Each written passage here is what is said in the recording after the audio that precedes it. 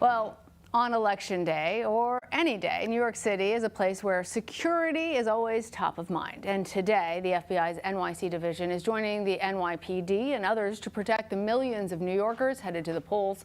And the Bureau has plenty of resources elsewhere that are also in overdrive today. Samantha Vinograd is at a CBS News she's our CBS News national security contributor, and she joins us now from Bethesda, Maryland.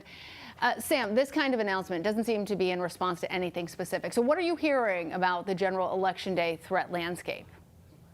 Well, Lana, this announcement by the FBI is both expected and reassuring. Federal officials all across the country are teaming up with their state and local partners to ensure that there's adequate monitoring of threats around the country and adequate resources on standby. Federal officials have set up command posts, again, all through the country, working with their state and local partners to share threat information, and have engaged in a lot of operational planning to put federal resources in the right places in support of their state and local partners. So what I'm hearing is that this is a very complex threat environment. There are a range of terrorism-related, criminal, and foreign nation-state threats affecting the election, but officials at all levels of government feel relatively confident that over the last few years, they've done such in-depth operational planning that they are quite prepared for whatever may come our way, not just today, Lana, but in the weeks ahead when there may be a period of prolonged uncertainty. That is such a good point, Sam, because we know that we need to prepare ourselves, that we will not have an answer immediately, and that people will be on edge until there is an actual person inaugurated. Let's also talk, though, about what I was hearing from Dave Malkoff in Fulton County, that there were several bomb threats that were called, and none of them, in fact, credible, but credible to the point that some polling places were actually evacuated. Have you heard anything from your sources about those?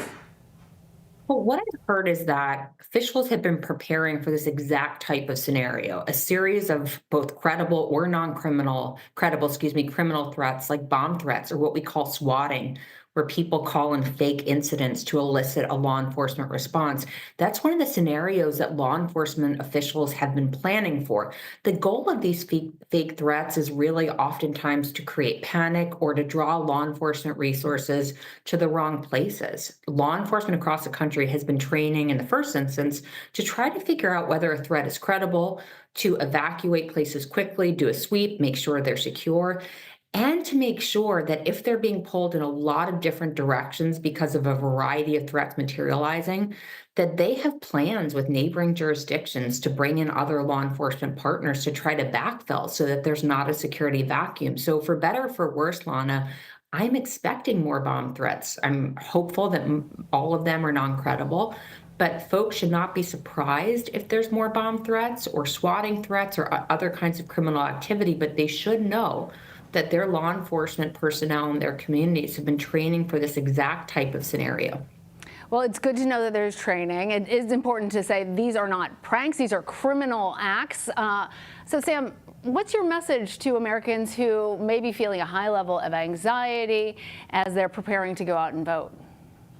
Well, my message would be it is certainly a complex threat environment, and that's why not just for weeks or months, but for years, officials across the country have been planning extensively to share threat information and to do scenario planning to make sure the right resources are in the right places.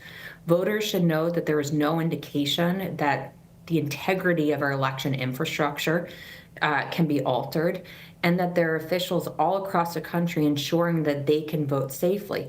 They should know that there is going to be a deluge of additional information operations today and in the days ahead as a variety of bad actors try to generate discontent and sow chaos. So every voter should feel safe going to the polls today, knowing that law enforcement officials in their communities are well equipped to deal with threats.